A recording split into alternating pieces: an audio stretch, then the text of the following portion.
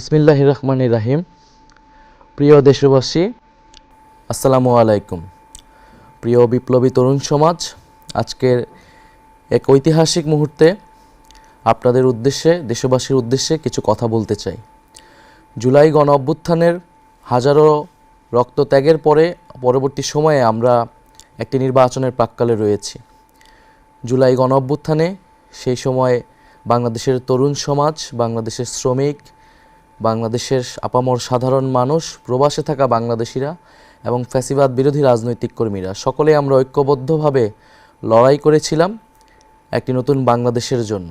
আমাদের দাবিটি ছিল ফ্যাসিবাদী ব্যবস্থার বিলোপ এবং একটি নতুন রাজনৈতিক বন্দোবস্ত প্রতিষ্ঠা করা। ফ্যাসিবাদী ব্যবস্থার অর্থনীতি এবং রাজনীতির পরিবর্তন ঘটিয়ে এক নতুন গণতান্ত্রিক, অন্তর্ভুক্তিমূলক, ন্যায়ভিত্তিক এক রাষ্ট্র কাঠামো প্রতিষ্ঠা করা। বাংলাদেশ রাষ্ট্রের জন্মের পর গত ৫৫ বছরে যে রাজনৈতিক ও সামাজিক বন্দোবস্ত গড়ে উঠেছে তার মূল ভিত্তি ছিল বৈষম্য। এরই পরিণতিতে ২০২৪ সালের জুলাইয়ে পুরো কাঠামো ভেঙে পড়েছিল। এই বৈষম্য কেবল অর্থনৈতিক নয়, এটি রাজনৈতিক ক্ষমতা, সামাজিক মর্যাদা, আইনের প্রয়োগ এবং সুষম বণ্টনের প্রতিটি স্তরে গভীরভাবে প্রথিত। রাষ্ট্র পরিচালনার দায়িত্বে যারা ছিল এবং ক্ষমতাসীনদের সংস্পর্শে পৌঁছাতে পেরেছে তারাই শুধু নিজেদের ভাগ্য বদলে নিয়েছে। বিপরীতে সাধারণ মানুষ, শ্রমজীবী শ্রেণী এবং প্রান্তিক জনগোষ্ঠী সর্বক্ষেত্রে বঞ্চিতই থেকে গিয়েছে। স্বাধীনতার পর রাষ্ট্রের মূল প্রতিশ্রুতি ছিল সাম্য, মানবিক মর্যাদা ও সামাজিক ন্যায় বিচার। কিন্তু বাস্তবে রাজনৈতিক আনুগত্যই হয়ে উঠেছে সামাজিক ও অর্থনৈতিক সাফল্যের প্রধান শর্ত। চাকরি, ব্যবসা, শিক্ষা, নিরাপত্তা এবং বিচার ব্যবস্থাতেও প্রভাবশালীদের জন্য অবৈধ ও বিশেষ সুযোগ তৈরি করা হয়েছে। ক্ষমতার কাছাকাছি থাকা রাজনীতিক, আমলা ও দুর্নীতিগ্রস্ত ব্যবসায়ীদের একটি চক্র রাষ্ট্রীয় সম্পদ, ব্যাংক ব্যবস্থা এবং উন্নয়ন প্রকল্পকে ব্যবহার করে নিজেদের সম্পদ বাড়িয়েছে, আর সাধারণ মানুষের জীবনের মৌলিক প্রয়োজন পূরণের সংগ্রামী ব্যস্ত থেকেছে। বাংলাদেশের উন্নয়ন পরিকল্পনা গড়ে উঠেছে রাজধানী ঢাকাকে কেন্দ্র করে। পরিকল্পিতভাবে এই মহানগর ও তার আশেপাশে বসবাসকারী ২ কোটি মানুষের চাহিদা পূরণের লক্ষ্যে বড় বড় সব অবকাঠামো, অর্থনৈতিক সুযোগ সুবিধা, শিক্ষা ও চিকিৎসা ব্যবস্থা গড়ে তোলা হয়েছে। আর এদের মাথার উপরে বসে রাজধানী কেন্দ্রিক একটি ছোট্ট ধনিক শ্রেণী তৈরি হয়েছে, যারা অসৎ উপায়ে রাষ্ট্রীয় সম্পদ নিজেদের মধ্যে ভাগাভাগি করে নিয়েছে। অথচ প্রকৃত উন্নয়ন হলে তা দেশের সব অঞ্চলে সমানভাবে বিস্তৃত হওয়ার কথা ছিল। গ্রাম, মফস্বল, শহর ও দেশের প্রান্তিক জনগোষ্ঠীর উন্নয়নের আকাঙ্ক্ষিত জনদাবি উপেক্ষিতই রয়ে গিয়েছে। এই বৈষম্যমূলক ব্যবস্থার বিরুদ্ধেই জুলাই বিপ্লব ছিল একটি গণবিদ্রোহ, যার লক্ষ্য ছিল পুরনো বন্দোবস্ত ভেঙে ন্যায়ভিত্তিক রাষ্ট্র কাঠামো প্রতিষ্ঠা করা। কিন্তু পুরনো ব্যবস্থার সুবিধাভোগীরা আবারও পূর্বেকার দুর্নীতিগ্রস্ত, বেইনসাফের বৈষম্যমূলক কাঠামো ফিরিয়ে আনতে পূর্ণ রাজনৈতিক শক্তি নিয়ে নির্বাচনের মাঠে নেমে পড়েছে।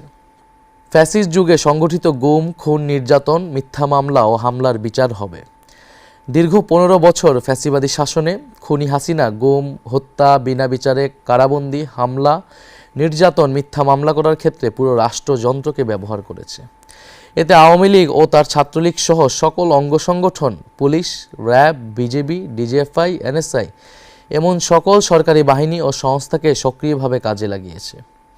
তার এই অপকর্মে ব্যবহৃত হয়েছে জনপ্রশাসন, বিচার বিভাগ, সশস্ত্র বাহিনী সহ রাষ্ট্রের সকল প্রতিষ্ঠান। ২৪-এর গণ অভ্যুত্থান ও জুলাই বিপ্লব সম্পন্ন হওয়ার পরে এর সবগুলোই ভেঙে পড়েছে। এতে নেতৃত্ব প্রদানকারী হোমরা চোমরাদের কিছু লোক পালিয়েছে, কিছু বিচারের আওতায় এসেছে, অনেককে আনার চেষ্টা করা হচ্ছে। বহু সামরিক, বেসামরিক আমলা ও বিচারক এখনও কর্মে নিয়োজিত রয়েছে। জুডিশিয়ারি, সিভিল সার্ভিস ও পুলিশ বিভাগের শীর্ষ নেতৃত্ব ভেঙে পড়লেও ডিফেন্স সার্ভিস এখনও অটুট রয়েছে। তবে হাজার হাজার খুনি, লুটেরা, অপরাধীদের সেনানিবাসে আশ্রয় নেওয়া, সেখান থেকে নিরাপদে দেশান্তরিত হওয়া, কর্মস্থল থেকে কিছু জেনারেলের পালিয়ে যাওয়া, অবসরপ্রাপ্তদের বহির্রাষ্ট্রে আশ্রয় নেওয়া ইত্যাদি আমাদের জন্য ছিল অনাকাঙ্ক্ষিত। আমরা স্পষ্ট ঘোষণা দিচ্ছি, বিভিন্ন বাহিনীর ভেতরে গুম, খুন, নির্যাতন, দুর্নীতি ও লুটপাটের সঙ্গে জড়িত লুকিয়ে থাকা সকল অপরাধীকে শনাক্ত করা হবে।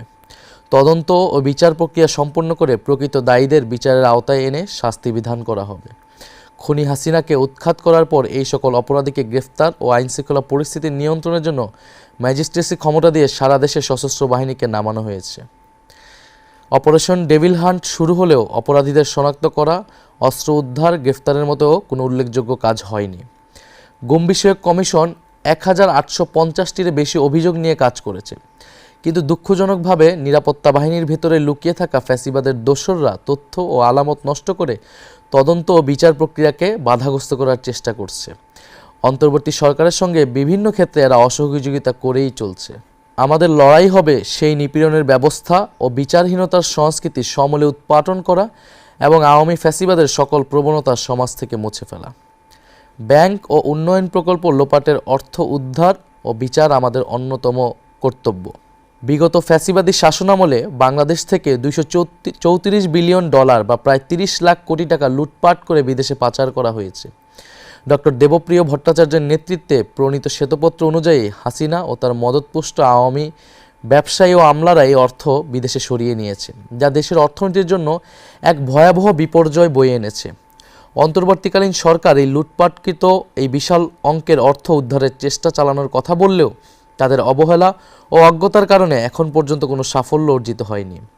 এর সঙ্গে যুক্ত ফ্যাসিবাদী যুগের সুবিধাভোগী কিছু শীর্ষ আমলা ও বিশেষজ্ঞরা অন্তর্ঘাতমূলক কাজ করায় এই বিপুল পরিমাণ রাষ্ট্রীয় সম্পদ পুনরুদ্ধার বিঘ্নিত হয়েছে।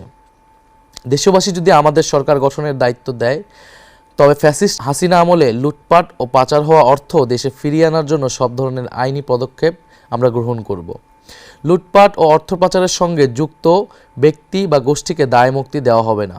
খুনি হাসিনার দোসর ব্যবসায়ী গোষ্ঠী, তাদের সুবিধাভোগী আমলা ও আত্মীয় স্বজনদের আইন ও বিচারের আওতায় আনা হবে। বিদেশে পাচারকৃত এদের যে অর্থ ইতিমধ্যে শনাক্ত হয়েছে তা বাংলাদেশের কর বিভাগের কাছে সংশ্লিষ্ট ব্যক্তিদের দেওয়ার হিসাব অন্তর্ভুক্ত করে জরিমানা সহ ট্যাক্স বসিয়ে দেশে থাকা তাদের সমুদয় সম্পদ বাজেয়াপ্ত করা হবে। একই সঙ্গে চিহ্নিত লুটপাটকারীদের জাতীয় শত্রু ঘোষণা করে এদের সম্পদও বাজেয়াপ্ত করে একটি পাবলিক ট্রাস্টের মালিকানায় নিয়ে নেওয়া হবে। আন্তর্জাতিক মানসম্পন্ন পেশাজীবীদের নিয়োগ দিয়ে দক্ষ ও স্বচ্ছ ম্যানেজমেন্ট কাঠামোর মাধ্যমে নবগঠিত এই সংস্থাটি পরিচালনা করা হবে। আমাদের লক্ষ্য খুবই স্পষ্ট: ঘুষ, দুর্নীতি ও রাষ্ট্রীয় সম্পদ লুটপাটের সংস্কৃতির অবসান ঘটিয়ে অর্থনৈতিক বৈষম্য বিলোপের মাধ্যমে ন্যায় বিচার প্রতিষ্ঠা করা এবং রাষ্ট্রের সম্পদ জনগণের কাছে ফিরিয়ে দেওয়া। পররাষ্ট্রনীতি নতজানু কূটনীতি থেকে স্বাধীন ও ভারসাম্যপূর্ণ বৈশ্বিক অবস্থান। আমরা আমাদের পররাষ্ট্রনীতি নিয়েও আমাদের পরিকল্পনা রয়েছে। আমরা নতজানু কূটনীতি থেকে স্বাধীন ও ভারসাম্যপূর্ণ বৈশ্বিক অবস্থানে যেতে চাই। খুনি হাসিনার আমলে বাংলাদেশ একটি নতজানু পররাষ্ট্রনীতির মধ্যে আবদ্ধ ছিল। দেশের কূটনৈতিক কার্যক্রম কার্যরত প্রতিবেশী দেশ ইন্ডিয়াকে কেন্দ্র করে আবর্তিত হতো। ফলে স্বাধীন, সার্বভৌম ও মর্যাদাপূর্ণ আন্তর্জাতিক সম্পর্কের ভিত্তি ভেঙে ফেলা হয়েছিল। 15 বছরের ফ্যাসিস্ট দুঃশাসন কায়েম করা ও জারি রাখার সফল পরিকল্পনা তা বাস্তবায়ন এবং পরিচালিত হতো পার্শ্ববর্তী দেশ থেকে।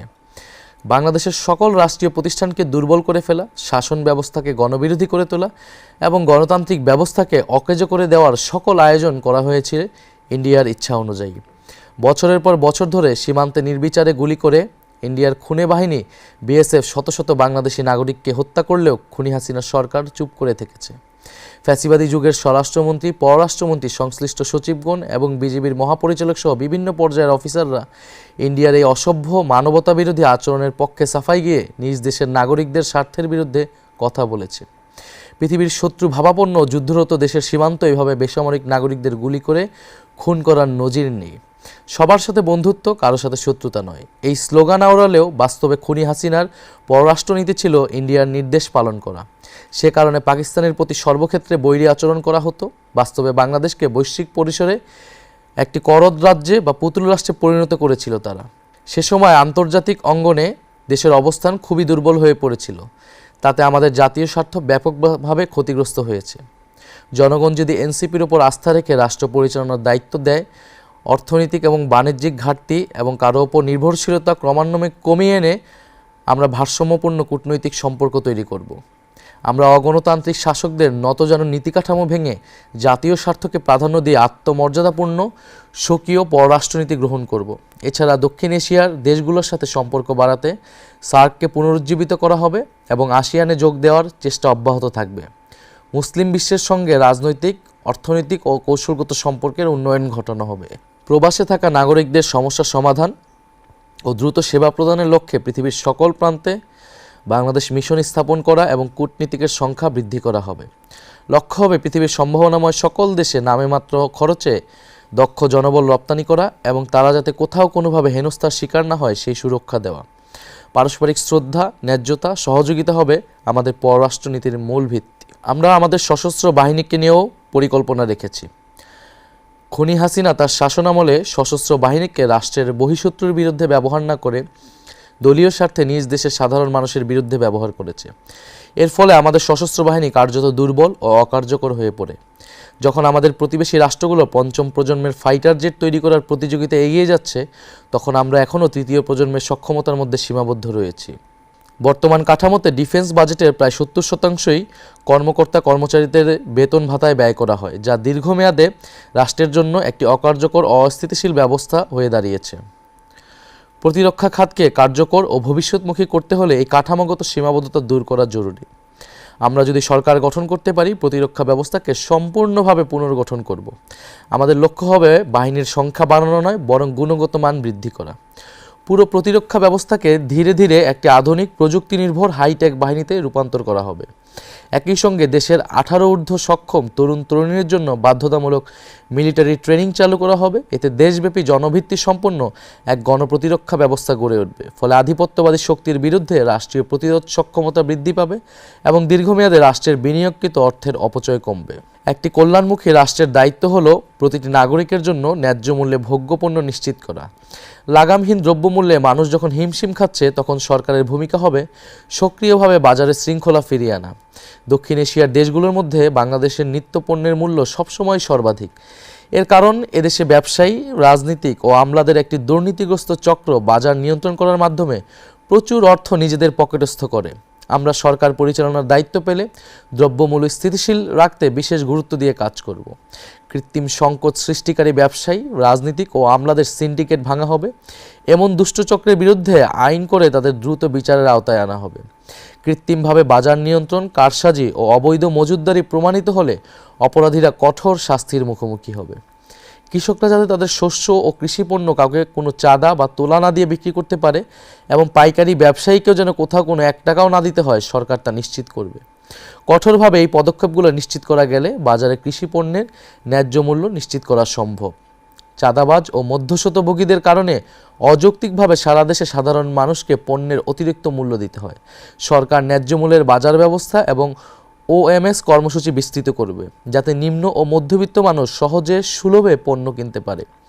প্রতিবেশী বৃহৎ দেশটির উপর নির্ভরশীলতা কমিয়ে একাধিক বিকল্প উৎস থেকে আমদানি বাড়ানো হবে, যাতে আমাদেরকে কেউ পণ্য বন্দী করে বিপদে ফেলতে না পারে। বাজারে প্রতিযোগিতা বাড়াতে নতুন ব্যবসায়ী উদ্যোক্তা চিহ্নিত করে তাদের সহজলভ্য ঋণ ও সরকারি সমর্থন দেওয়া হবে। কাঁচা পণ্য সংরক্ষণের জন্য কোল্ড স্টোরেজ, সরবরাহ ব্যবস্থাপনার আধুনিকায়নের জন্য ডিজিটাল বাজার ব্যবস্থা এবং দ্রুত পরিবহন ও এর ব্যয় ন্যায়সঙ্গত করতে কার্যকর ব্যবস্থা নেওয়া হবে। মৌসুমি পণ্যের জন্য সরকারিভাবে আগাম পরিকল্পনা করে মাল কিনে তা মজুত করা হবে।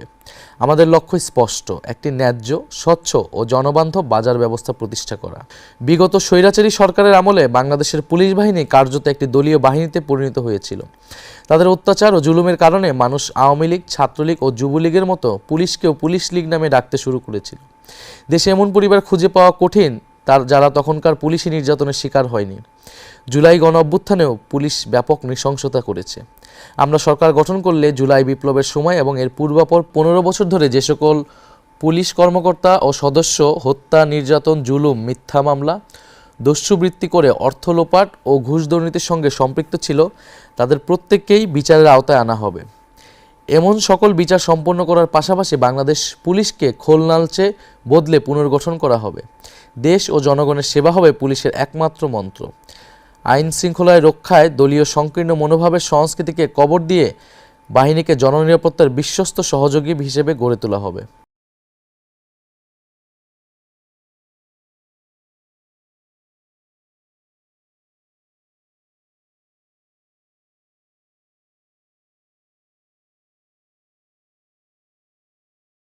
দুর্নীতিগ্রস্ত ব্যবস্থার বিরুদ্ধে লড়াই শুরু করেন। থানায় মামলা নিতে অনীহা, তদন্তে দীর্ঘসূত্রিতা, আদালতে তারিখের পর তারিখ পড়া এবং ব্যাপক অর্থ ব্যয়ের চাপ, সব মিলিয়ে বিচার এদেশে ধরাছোঁয়ার বাইরে চলে গিয়েছে। আর ঘুষ, আদালতের দরজায় পা রাখলেই যেন শুরু হয় অবৈধ লেনদেন। নথি নাড়তে টাকা, তারিখ পেতে টাকা, আদেশ পেতে টাকা। ঘুষের বাজারের মহা হৈহুল্লোর মধ্যে বিচারের বাণী স্তব্ধ হয়ে গিয়েছে। ট্রান্সপারেন্সি ইন্টারন্যাশনালের তথ্য বলছে, বিচার নিতে গিয়ে 60% বেশি মানুষ ঘুষ দিতে বাধ্য হয়। সরকারের লিগ্যাল এইড আইন অনুযায়ী গরিব ও মজলুম মানুষের বিনামূল্যে আইনি সহায়তা পাওয়ার কথা থাকলেও এর কোনো সুবিধা নিচে পড়ে থাকা মানুষ পায় না। বাস্তবে বিচারক, উকিল, মোক্তার ও দালাল চক্রের এক জালে সাধারণ মানুষ আটকে যায়, দিশাহীন চক্রে ঘুরপাক খায়। বেশিরভাগ ক্ষেত্রে বিচার চাওয়া বিচার প্রার্থীদের জন্য শাস্তি ও ভোগান্তি হিসেবে হাজির হয়। বছরের পর বছর আদালতের বারান্দায় ঘুরতে ঘুরতে অর্থবিত্ত, সময়, শারীরিক সামর্থ্য এবং জীবনের স্বপ্নও হারিয়ে যায়। ধীরে চলা বিচার অন্যায় ও অবিচারকে বলশালী করে তোলে। আজ বিচার ব্যবস্থা রাজনৈতিক প্রভাব, অর্থশক্তির সুবিধাবাদী চক্রের মাধ্যমে কলুষিত। জেলা আদালত থেকে সর্বোচ্চ সুপ্রিম কোর্ট পর্যন্ত একই অন্ধকারের ছায়া আমরা দেখেছি। ফ্যাসিবাদী শাসনামলে এটা আরও বিস্তৃত ও অধপতিত হয়েছে। ক্ষমতাসীনদের মামলা দ্রুত নিষ্পত্তি হয়, তাদের ইচ্ছামতো রায়ও জোটে। বিরোধী দলে যারা থাকেন তাদের মামলা বছরের পর বছর ঝুলতে থাকে। ভয়ঙ্কর এই অশুভ চর্চার কারণে বাংলাদেশের বিচার ব্যবস্থা আজ ভেঙে পড়েছে। এরা তাদের সকল গৌরব, মর্যাদা ও বিশ্বাসযোগ্যতা হারিয়ে ফেলেছে। নিম্ন আদালত থেকে সুপ্রিম কোর্ট পর্যন্ত সকল স্তরে ন্যায়পরায়ণ, দক্ষ ও শিক্ষিত বিচারক নিয়োগ করে পুরো বিচার ব্যবস্থাকে ঢেলে সাজাতে হবে। বিচারকের সংখ্যা বহুগুণে বাড়াতে হবে। পুরোপুরি ডিজিটাল ব্যবস্থাপনার আওতায় আনতে হবে। ঘুষ, দুর্নীতি নির্ভর রায় বেচা কেনার চলমান আয়োজন ভেঙে ফেলবো আমরা। রাষ্ট্রে ও সমাজে ন্যায় বিচার প্রতিষ্ঠিত হলেই এদেশ এগিয়ে যাবে। এটাই এনসিপির অঙ্গীকার। বাংলাদেশের শাসন ব্যবস্থাকে নতুন করে গড়ে তুলতে হবে। বর্তমান প্রশাসনিক কাঠামো এখনও ব্রিটিশ ঔপনিবেশ সৃষ্ট পুরনো মডেলের উপরে দাঁড়িয়ে আছে, যেখানে ক্ষমতা ভয়াবহভাবে কেন্দ্রীভূত। এদেশের প্রচলিত শাসন সংস্কৃতিতে রাজনীতিক আমলা, অসাধু ব্যবসায়ী গোষ্ঠী এই কেন্দ্রীভূত ব্যবস্থাকে ধরে রেখেছে। ফলে ঢাকার অনুমোদন ছাড়া স্থানীয় পর্যায়ে কোনো সিদ্ধান্তই বাস্তবায়ন হয় না, যা উন্নয়নের গতি বাধাগ্রস্ত করে এবং জনগণের প্রয়োজন উপেক্ষিত থাকে। খাদ্য, কৃষি, বস্ত্র, গৃহায়ন, ভূমি ব্যবস্থাপনা, শিক্ষা ও প্রশিক্ষণ, স্বাস্থ্যসেবা, সমাজ কল্যাণ, পরিবেশ ও দুর্যোগ ব্যবস্থাপনা, নারী শিশু উন্নয়ন এবং স্থানীয় অবকাঠামোগত সেবার মতো অধিকাংশ দায়িত্ব উপজেলা পর্যায়ে হস্তান্তর করা হলে সিদ্ধান্ত গ্রহণে ধীরগতি কমবে। স্থানীয় জনগণের চাহিদা অনুযায়ী কর্মসূচি নেওয়া ও তা বাস্তবায়ন হবে এবং জনগণ সেবা পাবে। কেন্দ্রীয় সরকার মূলত প্রতিরক্ষা, পররাষ্ট্রনীতি এবং জাতীয় অবকাঠামোর মতো বড় বিষয়গুলো পরিচালনা করবে। অন্যদিকে উপজেলা ও পৌর প্রশাসন জনগণের দৈনন্দিন সেবা নিশ্চিত করবে। এমনটি উন্নত দেশগুলোর প্রশাসনিক কাঠামোতে চালু আছে।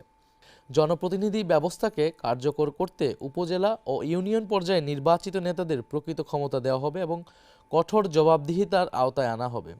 প্রতিটি স্তরে অবাধ ও সুষ্ঠু নির্বাচন নিশ্চিত করা হবে। যে কোনো পর্যায়ের স্থানীয় সরকারের চেয়ারম্যান পদে প্রার্থী হতে হবে ন্যূনতম স্নাতক পাস যোগ্যতা সম্পন্ন।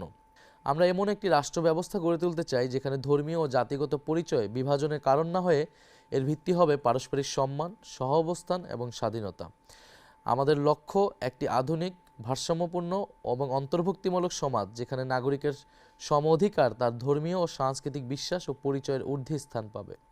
সকল ধর্ম ও জাতিগত গোষ্ঠীর সমান নিরাপত্তা। সংখ্যালঘু হলেও কোনো নাগরিক যেন বৈষম্য বা সহিংসতার শিকার না হয় তা নিশ্চিত করা হবে। আইন প্রয়োগের ক্ষেত্রে রাষ্ট্র নিরপেক্ষ থাকবে। ধর্মীয় বা জাতিগত পরিচয়ের কারণে কোনো বিভেদ বা বৈষম্য মেনে নেওয়া হবে না।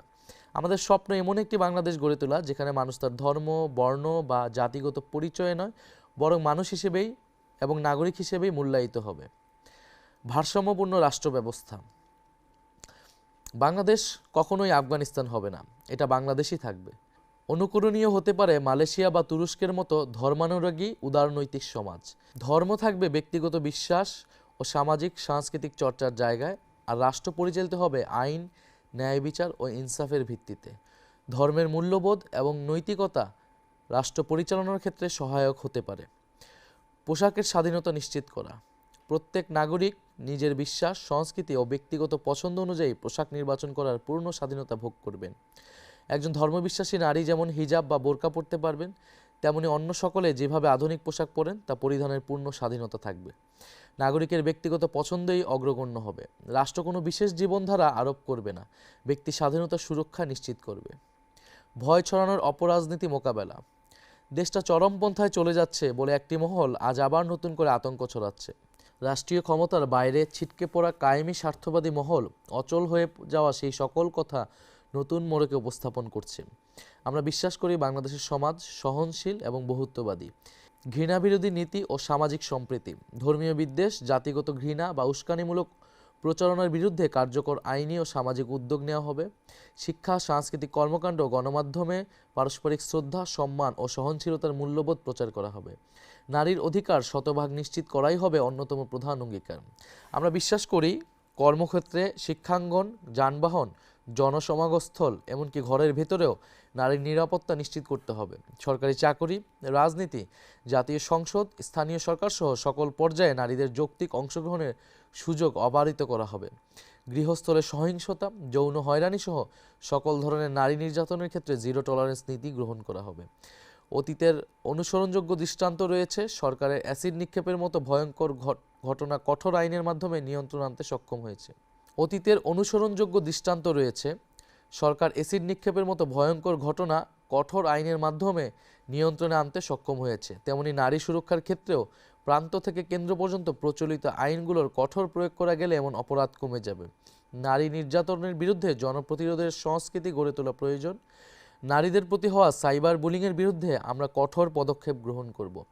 নারীদের উচ্চশিক্ষার জন্য আমরা আরও উদ্যোগ গ্রহণ করব এবং নারীরা যাতে রাজনীতিতে আরও সুযোগ পায় সে ধরনের ব্যবস্থা গ্রহণ করা হবে, যেটা অলরেডি জুলাই সনদে আমাদের প্রস্তাবনায় ছিল। অন্য রাজনৈতিক দলগুলোর সহযোগিতা না থাকার কারণে আমরা সেটা এবার বাস্তবায়ন করতে পারিনি।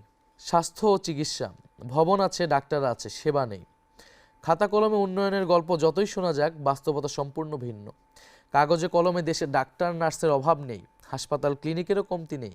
বড় বড় ভবন আছে, ঝকঝকে আধুনিক যন্ত্রপাতিও আছে, কিন্তু সাধারণ মানুষ কি সেই সেবা পাচ্ছে? না, তা অধরাই থাকছে। কারণ স্বাস্থ্যখাত প্রাতিষ্ঠানিক লুটপাটের সংস্কৃতির কাছে জিম্মি হয়ে গেছে, যা চিকিৎসা সেবার মতো মহান পেশাকেও ভয়ঙ্কর এক পণ্যে পরিণত করেছে। সরকারি হাসপাতালের গেট থেকে কাউন্টার, সর্বত্র ফাঁদের জাল। সরকারি হাসপাতালের গেট পেরোলেই রোগীকে ঘিরে ধরে দালাল চক্র। যে দেশে বিনামূল্যে চিকিৎসার কথা বলা হয়, সেখানে ট্রলি ঠেলতে কিংবা ওয়ার্ডে একটি সিট পেতেও গরিব মানুষকে টাকা গুনতে হয়। হাসপাতালে কেন্দ্র থেকে কোটি টাকার ওষুধ যায়, অথচ কাউন্টারে গিয়ে রোগী শুনে সাপ্লাই নেই। সেই ওষুধই পেছনের দরজা দিয়ে বাইরে বিক্রি হয়ে যায়। একজন রোগী যখন বাঁচার আশায় হাসপাতালে আসেন, তখন চিকিৎসার বদলে শুরু হয় টেস্ট বাণিজ্য। কোটি টাকার এমআরআই বা সিটি স্ক্যান মেশিন মাসের পর মাস প্যাকেটবন্দি হয়ে পড়ে থাকে কিংবা নষ্ট হওয়ার অজুহাত দেখানো হয়। একটাই উদ্দেশ্য, কমিশন ভিত্তিক প্রাইভেট ক্লিনিকে রোগী পাঠানো। অকারণে ধরিয়ে দেওয়া হয় অপ্রয়োজনীয় টেস্টের লম্বা তালিকা। দিন শেষে মধ্যবিত্ত ও দরিদ্র মানুষ সর্বশান্ত হয়, কিন্তু কাঙ্ক্ষিত সেবাটুকু পায় না। এই মুহূর্তে আমাদের নতুন হাসপাতালের সংখ্যা বাড়ানোর থেকেও হাসপাতাল ব্যবস্থাপনা ঠিক করা এবং দুর্নীতি দূর করাটা প্রধান কর্তব্য। কারণ অপচয় করার মতো অর্থ রাষ্ট্রের নেই। সমস্যা ইট পাথরের দালানে নয়, সমস্যা ব্যবস্থাপনায়, জবাবদিহিতার অভাবে। হাজার হাজার কোটি টাকা ব্যয় করে নতুন ভবন নির্মাণের চেয়ে বিদ্যমান সম্পদের দুর্নীতিমুক্ত ব্যবহার নিশ্চিত করাই সময়ের প্রধান দাবি।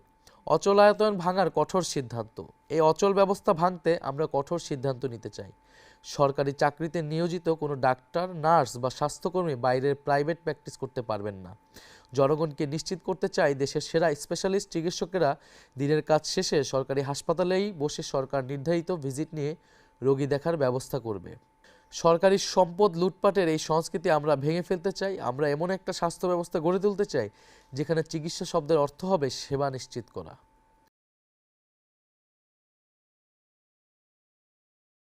ছাড়া মানসম্পন্ন শিক্ষা অসম্ভব। বাংলাদেশে প্রায় প্রতিটি খাতেই সংস্কার প্রয়োজন, তবে যে খাতের সংকট আমাদের জাতির জন্য সবচেয়ে প্রকট সেটি হলো শিক্ষা খাত। স্বাধীনতার পর থেকেই এই খাত চরমভাবে উপেক্ষিত। শিক্ষায় অনিয়ম ও দুর্নীতির করাল গ্রাসে আজ আমাদের পুরো জ্ঞান অর্জন ব্যবস্থা বিপর্যস্ত। স্বাধীনতার পর থেকে ক্ষমতাসীনরা শিক্ষার উন্নয়ন বলতে মূলত নতুন অবকাঠামো নির্মাণকেই বুঝিয়েছে। বাজেটের পর বাজেট পাশ হয়েছে, স্কুল, কলেজ ও বিশ্ববিদ্যালয়ের স্থাপনার সংখ্যা বাড়ানোর পিছনে মূল প্রণোদনা ছিল দুর্নীতি করে অর্থবিত্ত বাড়ানো। অবকাঠামো নির্মাণ থেকে শুরু করে রক্ষণাবেক্ষণ, সব জায়গায় একই চিত্র। হাজার হাজার শিক্ষক নিয়োগ দেওয়া হয়েছে, যাদের বড় অংশ সুপারিশ, তদবির ও নিয়োগ বাণিজ্যের মাধ্যমে নির্বাচিত হয়। আজ আমাদের শিক্ষা অঙ্গনের দিকে তাকালেই শিক্ষার মানের ভয়াবহ অধপতন ছাড়া আর কিছুই দেখা যায় না। এটি একদিনে হয়নি, যুগের পর যুগ রাজনৈতিক প্রভাব ও স্থানীয় সুবিধাবাদী গোষ্ঠীর দুর্নীতির ফলে দেশের শিক্ষা প্রতিষ্ঠানগুলো দুর্বৃত্তায়নের কেন্দ্রে পরিণত হয়েছে। প্রাথমিক বিদ্যালয় থেকে সরকারি স্কুল, কলেজ, বিশ্ববিদ্যালয়, কারিগরি শিক্ষা প্রতিষ্ঠান, ডিপ্লোমা ইঞ্জিনিয়ারিং কলেজ কিংবা জাতীয় বিশ্ববিদ্যালয়, সবখানেই একই সংকট, শিক্ষকরা শিক্ষাদানে অনাগ্রহী। তারা নানা ধরনের অনিয়মে ব্যস্ত, কোচিং বাণিজ্যকে তারা মূল পেশায় পরিণত করেছে।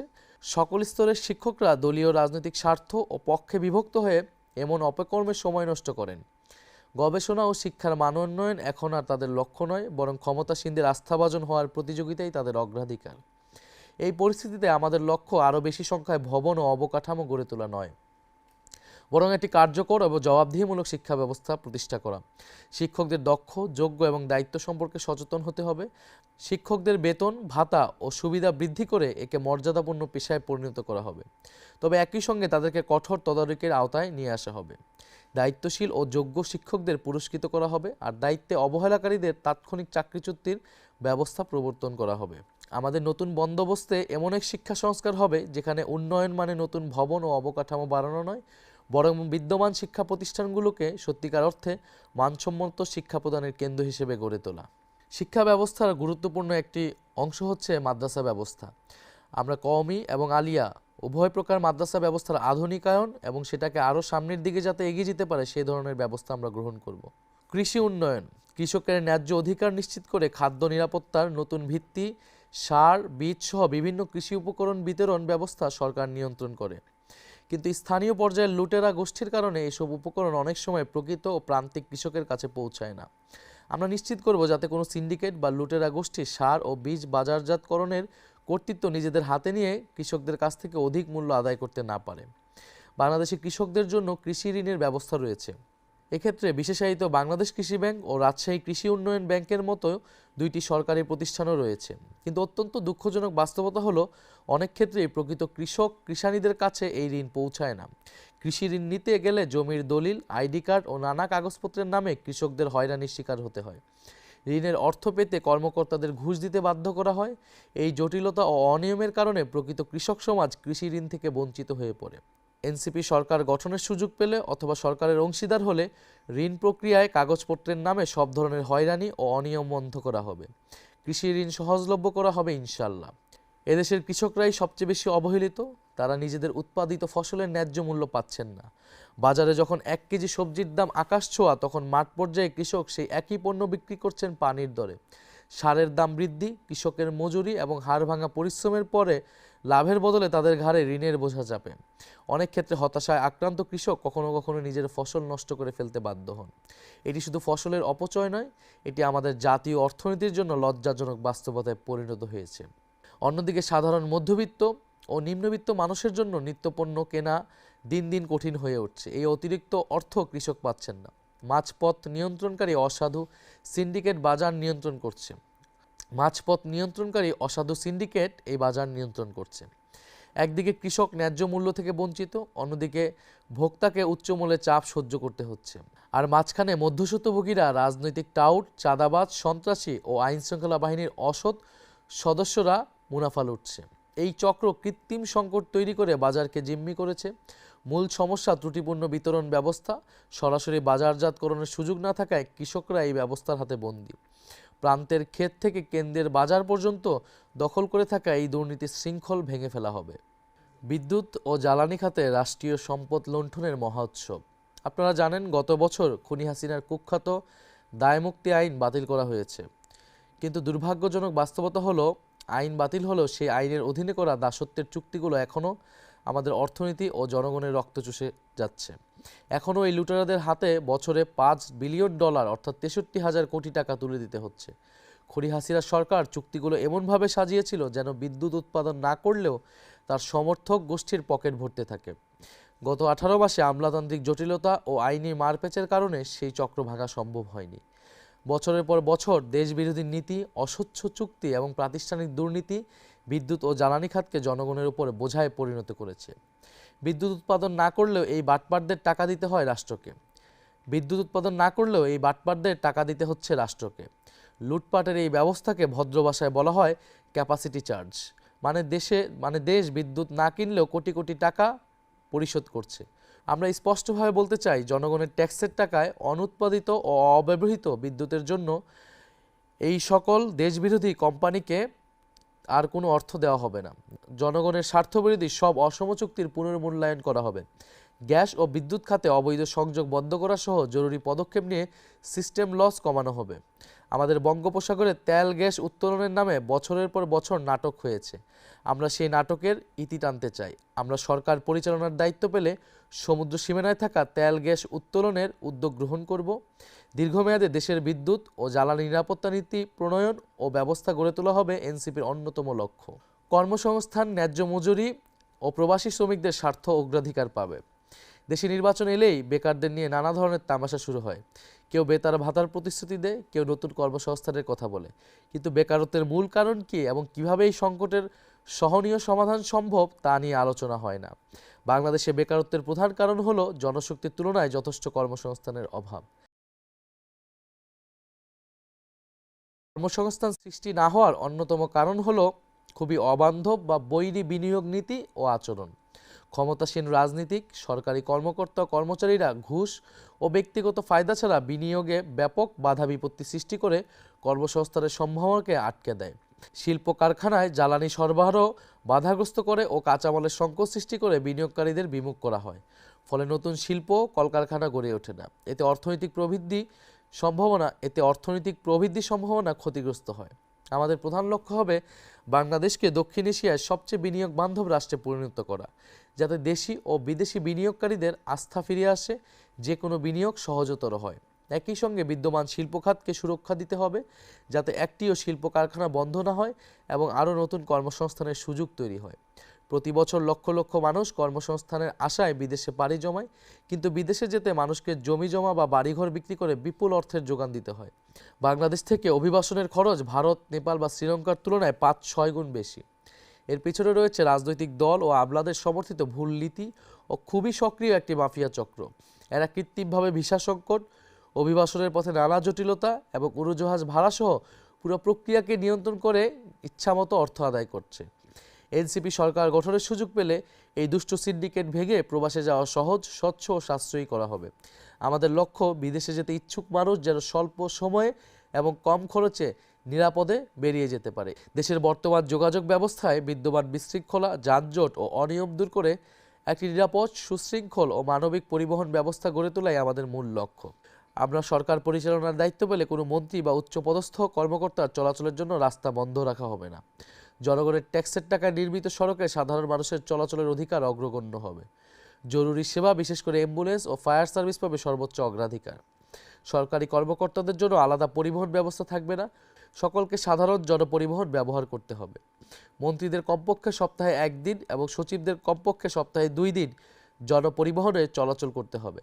রাষ্ট্র পরিচালনায় দায়িত্বশীলদের জনজীবনের বাস্তবতা অনুভব করতে হবে। এটাই হবে সরকারের নতুন সংস্কৃতি প্রতিষ্ঠার কর্মসূচি। আধুনিক বাস সার্ভিস চালু সহ অন্যান্য পরিবহন ব্যবস্থায় সরকারি বিনিয়োগ অগ্রাধিকার পাবে। প্রতিটি রুটে মানসম্মত গণপরিবহন নিশ্চিত করা হবে, যাতে সাধারণ মানুষের সময় ও খরচ সাশ্রয় হয়। ছাত্রছাত্রী ও প্রতিবন্ধী ও প্রবীণ নাগরিকদের জন্য পরিবহনে বিশেষ ছাড় এবং সংরক্ষিত আসনের ব্যবস্থা কঠোরভাবে নিশ্চিত করা হবে। যান্ত্রিক ত্রুটিযুক্ত যানবাহন রাস্তা থেকে অপসারণ করা এবং স্বচ্ছ ও দুর্নীতিমুক্ত প্রক্রিয়ায় ড্রাইভিং লাইসেন্স প্রদান করা হবে। পরিবহন খাতে অবৈধ চাঁদাবাজি ও কালোবাজারি কঠোর হাতে দমন করে ন্যায্য ভাড়া নিশ্চিত করা হবে। টিকিটিং ব্যবস্থাকে স্বচ্ছ ও দুর্নীতিমুক্ত করা হবে, যাতে সাধারণ মানুষের জন্য ট্রেন ভ্রমণ সহজলভ্য হয়। বিমান ভাড়ার ক্ষেত্রে নিলামভিত্তিক অস্বচ্ছ ব্যবস্থা বন্ধ করা হবে। আমাদের সমাজটাকে সুন্দর করে গড়ে তুলতে হলে সকল মানুষকে শৃঙ্খলা, নিরাপত্তা, অন্যের সুবিধা অসুবিধার বিষয়ে সংবেদনশীল হতে হবে। জীবনের ঝুঁকি নিয়ে চলাফেরা করা, যেখানে সেখানে রাস্তা পারাপার করার সংস্কৃতি থেকে সমাজকে বের করে আনতে হবে। ট্রাফিক আইন সকলকে মেনে চলতে উৎসাহিত এবং রাস্তা ও মহাসড়কে যানবাহন ও মানুষের চলাচলে শৃঙ্খলা ফিরিয়ে আনতে কর্তৃপক্ষকে সহযোগিতা করতে হবে। আমরা বঙ্গোপসাগরের সীমানা ঘিরে একটি সুনীল অর্থনীতি গড়ে তুলব এবং বঙ্গোপসাগরে আমাদের যেই ন্যায্য হিস্সা রয়েছে, জনগণের অভিপ্রায় অনুসারে আমরা সেই হিস্সা আদায় করব। বঙ্গোপসাগরকে কেন্দ্র করে আমাদের জাতীয় সম্পদের একটি গুরুত্বপূর্ণ কেন্দ্র আমরা তৈরি করব। আমরা আমাদের পরিবেশ এবং জলবায়ু নিয়েও ভবিষ্যৎ প্রজন্ম এবং ভবিষ্যৎ বাংলাদেশকে উপযোগী করে গড়ে তুলব। জলবায়ু উদ্বাস্তুদের জন্য আমরা ব্যবস্থা নিব। আমরা পরিবেশ করের ব্যবস্থা করব, যাতে আমরা পরিবেশ দূষণ কমাতে পারি। প্রিয় দেশবাসী, আমরা এক নতুন স্বপ্ন এবং নতুন বাংলাদেশের অভিপ্রায়ে জুলাই গণঅভ্যুত্থানে রাজপথে নেমেছিলাম। আপনারাও নেমেছিলেন। আমাদের সম্মিলিত প্রচেষ্টার ফলে আমরা আজকে কথা বলতে পারছি। আমরা এতক্ষণ ধরে যা বললাম সেটি আমাদের ভবিষ্যৎ বাংলাদেশের স্বপ্ন। যদি আপনারা সুযোগ দেন আমরা সেই স্বপ্ন বাস্তবায়নে ইনশাল্লাহ সক্ষম হব। আপনারা গত ১.৫ বছরে দেখেছেন যে কারা সংস্কারের বিরোধিতা করেছে, কারা নতুন বন্দোবস্ত প্রতিষ্ঠার বিরোধিতা করেছে, যা কারা পুরনো অর্থনৈতিক এবং রাজনৈতিক ব্যবস্থাকে আঁকড়ে ধরে রাখতে চেয়েছে। প্রিয় দেশবাসী, আমরা চাই পরিবর্তনের রাজনীতি, সংস্কারের রাজনীতি। বাংলাদেশকে দুর্নীতিমুক্ত, বৈষম্যমুক্ত এবং আধিপত্যবাদ মুক্ত একটি ন্যায়ভিত্তিক রাষ্ট্র হিসেবে প্রতিষ্ঠা করাই আমাদের উদ্দেশ্য। সেই উদ্দেশ্যে আমরা ১১টি দল এবার ঐক্যবদ্ধভাবে নির্বাচনে অংশগ্রহণ করছি। আমাদের জাতীয় নাগরিক পার্টি এনসিপির শাপলাকলি মার্কায় ৩০ জন প্রার্থী সারা দেশের বিভিন্ন জায়গা থেকে নির্বাচনে অংশগ্রহণ করছে। আমি আপনাদের প্রতি আহ্বান জানাচ্ছি, অনুরোধ করছি, আপনারা তরুণ প্রজন্মকে সুযোগ দেন, পরিবর্তনের রাজনীতিকে সুযোগ দেন। আগামী ১২ই ফেব্রুয়ারি আপনাদের কাছে সুযোগ এসেছে, আপনারা বেছে নেবেন পরিবর্তনের রাজনীতি নাকি পুরনো রাজনীতি। আমরা বিশ্বাস করি বাংলাদেশের মানুষ আপনারা পরিবর্তন চান, সংস্কার চান। গত ১.৫ বছরে আমরা অনেক কিছুই অর্জন করতে পারিনি। সেই হতাশা, সেই ক্ষোভ আমাদের আছে। আমাদের অনভিজ্ঞতা, আমাদের সীমাবদ্ধতা আমরা সব কিছুই স্বীকার করে নিচ্ছি। সব কিছু স্বীকার করে নিয়েই আমরা আপনাদের কাছে আরেকটিবার সুযোগ চাচ্ছি। এবারে নির্বাচনে আপনারা জাতীয় নাগরিক পার্টি এনসিপি এবং ১১ দলীয় জোটকে সমর্থন করুন। ১১ দলীয় জোট আগামী নির্বাচনে জয়লাভ করলে আমরা যেই পরিবর্তনের বাংলাদেশ, যে ইনসাফের বাংলাদেশের কথা আমরা বললাম, সেই বাংলাদেশ আমরা প্রতিষ্ঠা করতে পারব।